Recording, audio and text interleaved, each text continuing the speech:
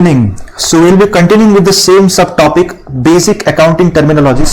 बहुत सारे टर्म्स हम लोग ने ऑलरेडी डिस्कस किए हुए थे प्रीवियस 4 पार्ट्स में, जो मैंने अपने YouTube चैनल के ऊपर ऑलरेडी मतलब अपलोड किया हुआ है. Part number 1, part number 2, 3 and 4. ठीक है. So this is going to be the part number 5. Right. So previous part में हम लोग ने क्या डिस्कस किया था? We had discussed about something called as expenditure. ठीक है. एक अकाउंटिंग टर्म था एक्सपेंडिचर, जहां पे मैंने आपको कहा था कि there are 3 types of expenditure. One is called as capital expenditure, second one होता है revenue expenditure and the third one is deferred revenue expenditure. ठीक है. बट लास्ट टाइम हम लोग ने 2 पार्ट स्टडी किया था. First was capital expenditure and second was revenue expenditure. फिर अचानक से क्या हुआ ना, there were some of the students were confused between this terms revenue and income. तो मुझे एक बच्चे ने पूछा कि चलो पहले सर आप मुझे ये बता दो कि there is what difference is there exactly between this 2 terms revenue and income. Revenue और इनकम के बीच में डिफरेंस क्या होता है, थोड़ा एग्जांपल के साथ समझाओ करके. ठीक है. So what I decided is कि जो वीडियो है, right, this is going to be the part number 5 of basic accounting terminologies. आज के सेशन में हम लोग क्या डिस्कस करेंगे? We will first get clear about the difference between this 2 words revenue and income. ठीक है. एग्जांपल के साथ समझ लेंगे and then again we will revise revenue expenditure, capital expenditure, right, and apart from the deferred revenue expenditure. ठीक है. सो बच्चा party अच्छे से स्क्रीन के ऊपर ध्यान दो, राइट, व्हाइट बोर्ड के ऊपर ध्यान दो अभी. ठीक है. सो रेवेन्यू देखो क्या होता है. सपोज चलो मैं एक शॉपकीपर था, right, I am a shopkeeper. ठीक है. चलो ब्लैक पेन ले लेते. Okay.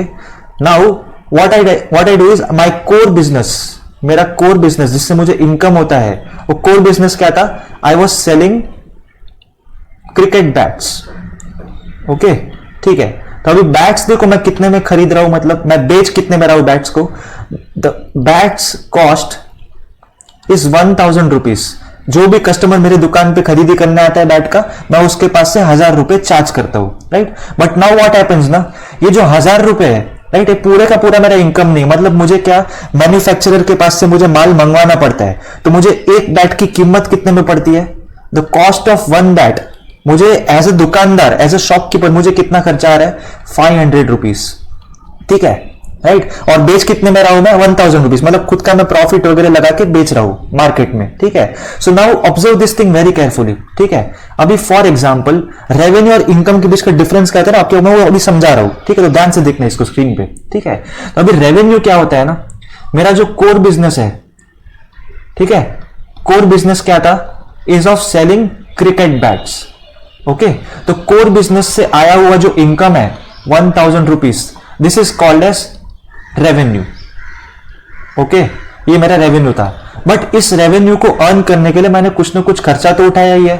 So that is called as expense, right. मतलब कंपनी जो भी खर्चा करती है, राइट. अभी सप्लायर के पास से माल मंगवाना था, तो मुझे खर्चा कितने का हुआ? Look at my screen over here, 500 rupees का खर्चा हुआ. ठीक है. So this is my expense. Okay. And इसके बाद मेरे पास जो बचता है ना, that is called as income, और you can also call is a profit. ठीक है. या तो इनकम बुलाओ या तो प्रॉफिट बुलाओ, राइट. तो रेवेन्यू में से अगर एक्सपेंस को माइनस किया 1000 minus 500, so it comes to 500 rupees. As simple as it is. ठीक है. So again let's quickly revise. Revenue किसको बोलते हैं? कोर बिजनेस से आया हुआ जो धंधा है. मतलब मेरा कोर बिजनेस था वो सेलिंग बैट्स. 1000 रुपए का मैंने एक बैट बेचा, this is going to be my revenue. But revenue में से भी कुछ ना कुछ कंपनी एक्सपेंस उठाती है. इलेक्ट्रिसिटी एक्सपेंस होता है, राइट. टेलीफोन चार्जेस होते हैं. सप्लायर के पास से माल मंगवाया, राइट. तो 500 रुपीज का मुझे उसका एक्सपेंस हो गया. ठीक है. तो वो सब करने के बाद में मेरे पास जो इनकम बचता है ना 500 rupees, that is my income and profit. या तो उसको इनकम बोलो या तो प्रॉफिट बोलो, एनीथिंग कैन बी पॉसिबल. ठीक है. But this is just a first case. ठीक है. तो मैं यहां पे एक बार लिख लेता हूं, this is the first scenario. ठीक है. Now let's take an example of another scenario. ठीक है. ध्यान से सुनना अभी. ओके. Scenario number 2. ठीक है. सपोज फॉर एग्जांपल मेरा रेवेन्यू, एक्सपेंस, राइट, ये सब चीजें आपको स्क्रीन पर भी मैं लिख के बता रहा हूं. Suppose for example my revenue is 1000 rupees again. ठीक है. एंड एक्सपेंस मुझे चलो फिर से 500 रुपीज हो गया. Okay, right. और इसके साथ साथ अभी एक बात हमेशा याद रखना माय डियर फ्रेंड्स, जरूरी नहीं है कि अगर रेवेन्यू आया है तो प्रॉफिट ही होएगा. ठीक है, look at my cursor very nicely. अगर रेवेन्यू आ रहा है बिजनेस में, इसका मतलब जरूरी नहीं है कि मेरे को प्रॉफिट ही हो, कभी कभी ऐसा भी हो सकता है कि लॉस भी हो सकता है। अभी देखो फॉर एग्जांपल, मैंने सप्लायर के पास से 500 रुपए का बैट मंगवाया, मेरे को कॉस्ट कितना पड़ा 500 रुपया, रेवेन्यू कितना है 1000 रुपीज। तो लास्ट केस में क्या था, 500 रुपीज का मेरे को इनकम प्रॉफिट दिखा रहा था। बट समझ लो अभी कैसे, मैं एक नया नया दुकानदार हूं, ठीक है, मेरे पास कोई डायरेक्टली कस्टमर्स वॉकिंग नहीं कर रहे, कोई बच्चे मेरे पास आके क्रिकेट का बैट खरीद नहीं रहे, तो मैंने क्या किया, गली मोहल्ले में जाना चालू कर दिया। तो मुझे क्या हुआ ना, गली मोहल्ले में जाने का खर्चा लगा, राइट। फॉर एग्जांपल समझ लो एक्सपेंस में देखो, एक कॉस्ट का हुआ खर्चा, ठीक है, और क्या हो सकता है, ट्रैवलिंग एक्सपेंस भी हो सकता है ना। फिर ट्रैवलिंग एक्सपेंस मैंने बहुत सारे इंकर किया, राइट। तो समझ लो अगर मुझे ट्रैवलिंग एक्सपेंस सब कुछ पकड़ पकड़ के अगर मुझे हो गया 600 रुपीज का, ठीक है, 600 रुपीज। तो इसमें देखो अब क्या हो रहा है यहां पे, अब मुझे आप बताओ कि मुझे इस केस में इनकम हो रहा है कि लॉस हो रहा है, ठीक है, क्या हो रहा है बताओ। देखो रेवेन्यू 1000 था, उसमें से कॉस्ट 500 रुपीज को मैंने डिडक्ट कर लिया, और 600 रुपीज भी ट्रैवलिंग चार्जेस था ना, मतलब मेरे को कस्टमर्स के घर पे जा जाके बेचना पड़ रहा था, मेरा मार्केटिंग करना था, उसके लिए मेरे को ट्रैवलिंग एक्सपेंस लगा, ठीक है। So 1000 minus 500 is 500 and 500 minus 600 is going to be negative 100 rupees, ठीक है। नेगेटिव 100 रुपीज का मतलब क्या होता है, इस केस में मुझे यहां पे एक लॉस हो गया, ठीक है। हुआ क्लियर इधर तक, nice and clear, very easy, ठीक है। सो फिर से स्टडी करो, ऐसा जरूरी नहीं है कि अगर रेवेन्यू आए तो हर बार प्रॉफिट ही हो, कभी कभी रेवेन्यू आने के बावजूद भी लॉस हो सकता है, ठीक है। ये सेकंड सिनेरियो था। अब मूव ऑन करते हैं टुवर्ड्स द थर्ड सिनेरियो, ठीक है, ये थोड़ा अच्छे से समझना, ठीक है। This is going to be the third scenario, okay. चलो फिर से मैं ब्लैक पेन ले लेता हूं so that it can be easy for you to understand, ठीक है। चलो फिर से वही हम लोग बनाऊंगा मैं format, revenue expense which is nothing but the cost that I incur to get the product from the supplier, supplier के पास से माल मंगवाने का जो खर्चा है वो, ठीक है। अब इसके साथ अभी देखो एक एग्जांपल दे रहा आपको मैं फिगर्स के साथ, suppose my revenue is 1000, okay, 1000 रुपए मेरे को क्रिकेट का बैच बेचने के बाद मिला, ठीक है। एक्सपेंस कॉस्ट कितना हो गया, चलो वही रखता हूं फिगर 500 रुपीज, ठीक है। नाउ अब ध्यान से समझना माय डियर फ्रेंड्स, ठीक है। अब मुझे क्या डिराइव करना है, मुझे डिराइव करना है कि मेरा इनकम या तो लॉस कितना हुआ, ठीक है। अब यहां पे ना ट्विस्ट क्या आया है थर्ड सिनेरियो में, सपोज फॉर एग्जांपल मेरा रेवेन्यू है 1000, एक्सपेंस मेरे को हुआ 500, बट मैंने ना कुछ टाइम पहले, 1 या 2 महीने पहले मेरे दोस्त को, राइट, 5000 रुपीज, 5000 रुपए का मैंने उसको लोन दिया था उधारी पे। मेरा दोस्त बहुत ही नीड में था, ठीक है। तो उसके मैंने उसको क्या बोला था दोस्त को कि चल तेरे को मैं ब्याज 5000 दे रहा हूं, राइट। अगर तू बैंक वाले के पास जाता तो तेरे को वो लोग कुछ ना कुछ इंटरेस्ट वगैरह लगाते, राइट, 10%, 12%, 15%, जो भी हो, तेरे को बहुत महंगा पड़ता हो। बट तू मुझसे ले रहा है, तू मेरा दोस्त है, चल ठीक है कोई बात नहीं, तेरे को मैं ज्यादा इंटरेस्ट नहीं चढ़ाऊंगा, ठीक है। मैं तेरे को मतलब कुछ तो x amount of interest charge करूंगा। तो समझ लो मुझे इंटरेस्ट आने वाला था 500 रुपीज का, ठीक है। मतलब मैंने अपने दोस्त को उधारी पे पैसा दिया, तो मुझे इंटरेस्ट के साथ पैसा अभी रिटर्न करने वाला है। तो मेरे पास इंटरेस्ट का इनकम कितना आने वाला है, suppose let's say it's going to be 500 rupees, ठीक है, राइट। तो मतलब कैसे इंटरेस्ट का पैसा मेरे पास आया ही है, this is going to be plus, because मैंने दोस्त को उधारी पे दिया था, उसने मेरे को पैसे इंटरेस्ट के साथ लौटाए हैं, तो ये 500 रुपया मेरा ऐड हो जाएगा, राइट। सो अभी आप इसका ऑपरेशन करो थोड़ा, देखो 1000 में से रेवेन्यू जो मेरा था 1000, उसमें से 500 रुपए का खर्चा निकाल लिया, ठीक है, it comes to 500 and 500 plus 500 is again going to be 1000, ठीक है, राइट। अगर समझ लो मैंने थोड़ा ज्यादा इंटरेस्ट चार्ज किया, फॉर एग्जांपल दोस्त के पास से, समझ लो मुझे अभी आने वाला था 700 रुपीज, चलो 5 का 7 कर देता हूं, हो सकता है ना पॉसिबल। समझ लो उसने 7000 रुपए मुझसे लिए थे, मैंने उसको 10% इंटरेस्ट लगाया, 700 रुपए मुझे आने वाला है, ठीक है। तो अभी आप कैसे उसका मैथमेटिकल ऑपरेशंस करो, देखो 1000 में से 500 निकाला, इट रिमेन्स 500 रुपीज, और 500 प्लस 700 कितना होता है, वो 1200 होता है, ठीक है, 1200, ओके।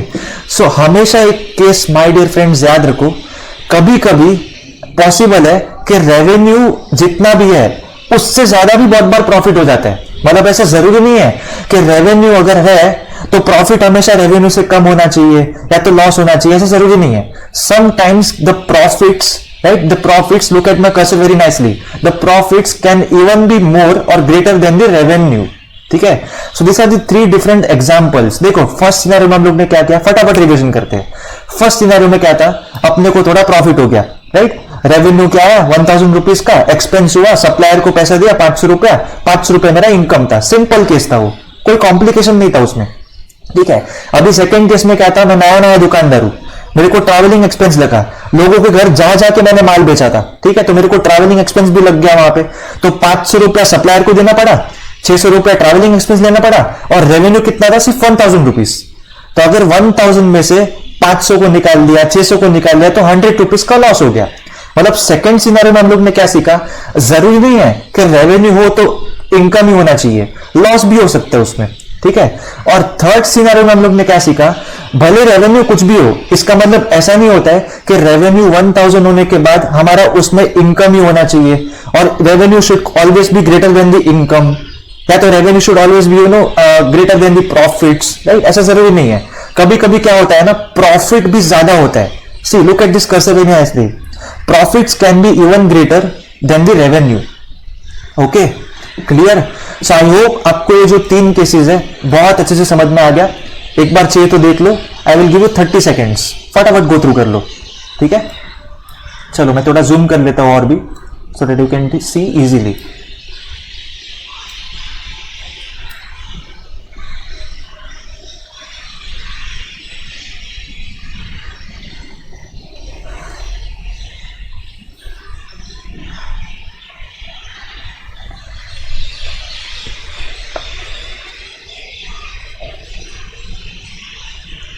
ठीक है, क्लियर माय डियर फ्रेंड्स, इधर तक क्लियर हो गया, राइट? तीनों scenarios. So basically this is the difference between the two terms. Revenue और इनकम के बीच में यही डिफरेंस होता है. ठीक है, तो ये डिफरेंस अच्छे से याद रखना. कभी भी कोई भी आपको रियल लाइफ सिनेरियो में अगर पूछ लेता है ना कि चल, इंटरव्यू में भी बहुत बार ऐसे क्वेश्चंस पूछे जाते हैं इंटरव्यू में भी कि what is the difference between revenue and income, right? तो आपको कैसे फ्यूचर पर्पस के लिए भी काम आएगा ये. This is a common sense, अच्छे से याद रखना ये सब चीजें. ठीक है, चलो let's move forward now. Continue करते हैं जहां से हम लोग ने लास्ट टाइम छोड़ा था, पार्ट नंबर 4 में. ठीक है, हम लोग ने 2 टर्म सीख लिए थे, कैपिटल एक्सपेंडिचर, ठीक है, एंड रेवेन्यू एक्सपेंडिचर. ठीक है, तो कैपिटल तो चलो हम लोग फिर से रिवाइज कर लेते.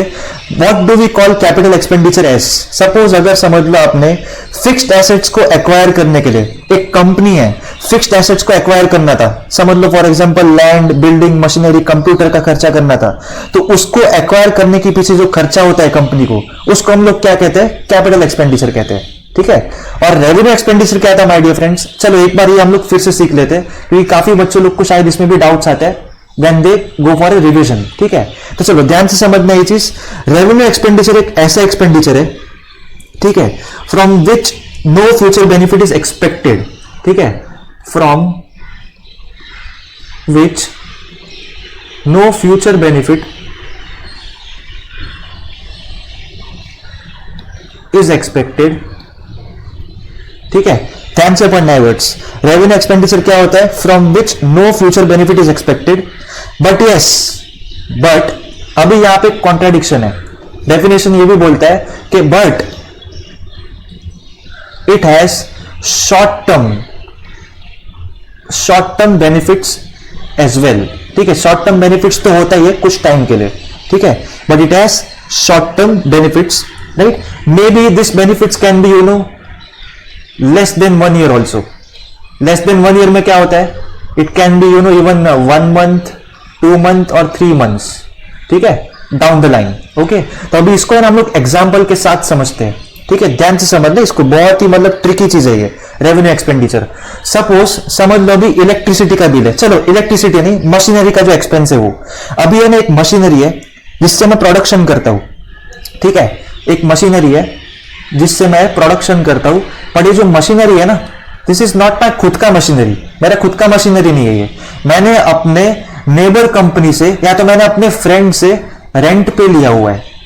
ठीक है, रेंट भाड़े पे लिया हुआ है. ठीक है, तो जब तक मैं, आपको ऐसा नहीं लगता है कि जब तक मैं रेंट भरता रहूंगा तब तक ही मेरे को मशीनरी वापस नहीं देगा वो? राइट, ऑब्वियस सी बात है ना, कॉमन सेंस है वो. अगर मैंने रेंट भरना बंद कर दिया तो मेरे हाथ से मशीनरी जाएगा. और अभी माय डियर फ्रेंड्स एक बात बहुत लॉजिकली समझो, अगर मेरे हाथ में मशीनरी ही नहीं रहेगा, ठीक है, अगर मेरे हाथ में मशीनरी रहेगा ही नहीं तो मैं प्रोडक्शन कैसे करूंगा? प्रोडक्शन अटक गया तो मेरा फैक्ट्री अटक जाएगा, मेरा काम अटक जाएगा, मेरा सेल्स अटक जाएगा, मेरा प्रॉफिट जनरेट नहीं होगा, मतलब पूरा कंपनी रुक ही जाएगा ना, वो बंद हो जाएगा वो, ठीक है। तो अभी देखो मैं क्या कहना चाह रहा हूं ना आपसे, ध्यान से समझो ये चीज। ये जो रेंट का मुझे खर्चा हो रहा है ना, राइट, ये रेंट का खर्चा मैं कैसे मंथली भर रहा हूं, एवरी मंथली, ठीक है, मतलब हर मंथ में आपको जिससे मैंने रेंट पे लिया है मशीनरी, उसको मैं रेंट भरते जा रहा हूं, ठीक है। So now what happens is, जब तक मैं रेंट भरते जाऊंगा तब तक मशीनरी मेरा प्रोडक्शन चालू रहेगा, मतलब मुझे शॉर्ट टर्म के बेनिफिट्स मिलते रहेंगे। Mark my words very carefully, जब तक मैं अपना रेंटल का पैसा अच्छे से भरता रहूंगा, मेरे को जो शॉर्ट टर्म बेनिफिट्स है ना 1 मंथ का, for carrying out my business operations, doing production work, doing sales, production करूंगा तभी सेल्स होगा ना, वरना सेल्स कैसे होगा बाबा, होएगा ही नहीं ना वो, ठीक है। तो कब होएगा ये खर्चा? जब मैं रेंट टाइम टू टाइम भरता रहूंगा तब, ठीक है। So this is called as short term benefits, मतलब जब तक रेंट टाइम पे दिया तब तक मेरे को शॉर्ट टर्म बेनिफिट्स मिलते रहेंगे, राइट। सो रेंट के पीछे जो भरा हुआ पैसा है ना, रेंट के लिए मैंने जो पैसा भरा है अपने दोस्त को, जो मुझे अपना मशीन लेंट किया है रेंट के ऊपर, that is called as revenue expenditure, ठीक है। उसको हम लोग बोलेंगे revenue expenditure. Clear my dear friends? हुआ क्लियर इधर तक? चलो एक बार अच्छे से देख लो, राइट, मैं मतलब थोड़ा जूम आउट कर रहा हूं इसको, अच्छे से देख लो इसको।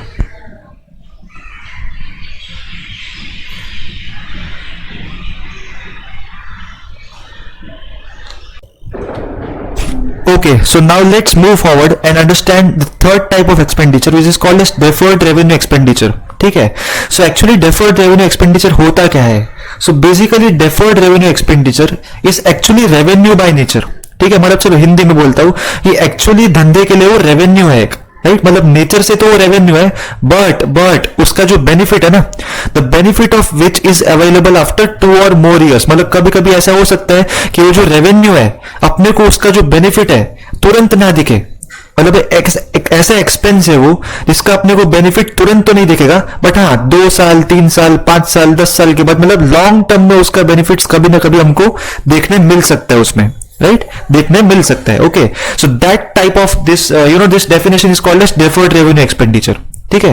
तो इसका देखो एग्जांपल क्या होता है, समझ लो कि एडवर्टाइजिंग एक्सपेंस हो गया, राइट। अभी समझ लो मैंने एक अभी क्रिकेट बैट मैन्युफैक्चर कर लिया, अभी मैं उसको माल बेचने के लिए जा रहा हूं, ठीक है। So it requires some kind of advertisement, मुझे मार्केट में फेमस होना है अगर, तो कुछ ना कुछ एडवर्टाइजमेंट मतलब एक्सपेंसेस मुझे उठाने पड़ेंगे, न्यूज़पेपर में ऐड दिया, राइट, टेलीविजन पे ऐड वगैरह दिया, तो उसका कुछ ना कुछ मुझे खर्चा तो होगा ना, so that is called as advertising expenses.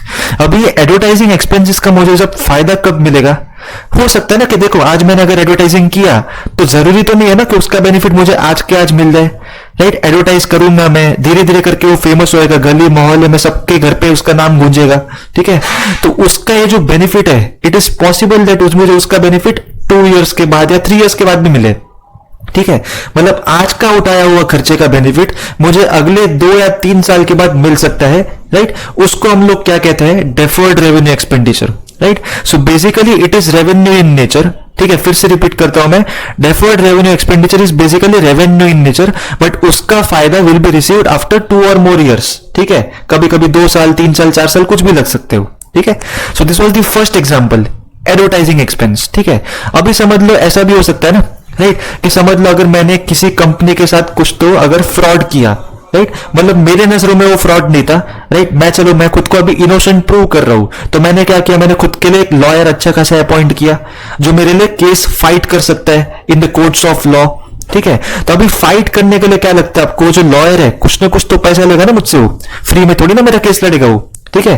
तो उसके लिए मुझे कुछ ना कुछ एक्सपेंस उठाना पड़ेगा, मतलब मेरे बिजनेस में से मुझे अपना एक सर्टेन पार्ट लॉयर के फीस के लिए भरना पड़ेगा, right, for the lawyers fees, right. अभी देखो अगर मैं केस जीत जाता हूं फॉर एग्जांपल, ठीक है, तो अगर मैं केस जीत गया तो इसका फायदा मुझे क्या मिलेगा?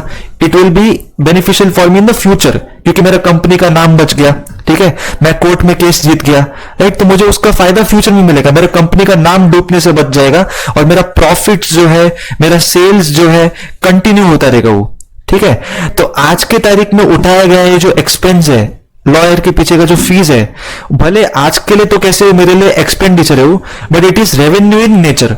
हो सकता है कि अगर मैंने केस अच्छे से जीत लिया तो मेरा वाहवाही हो जाएगा मार्केट में, ठीक है, कि चल ये इनोसेंट था, तीर्थ वॉज इनोसेंट, तो तीर्थ का जो प्रॉफिट्स है बना रहेगा, सेल्स बना रहेगा, तो उससे उसको फायदा हो जाएगा, right?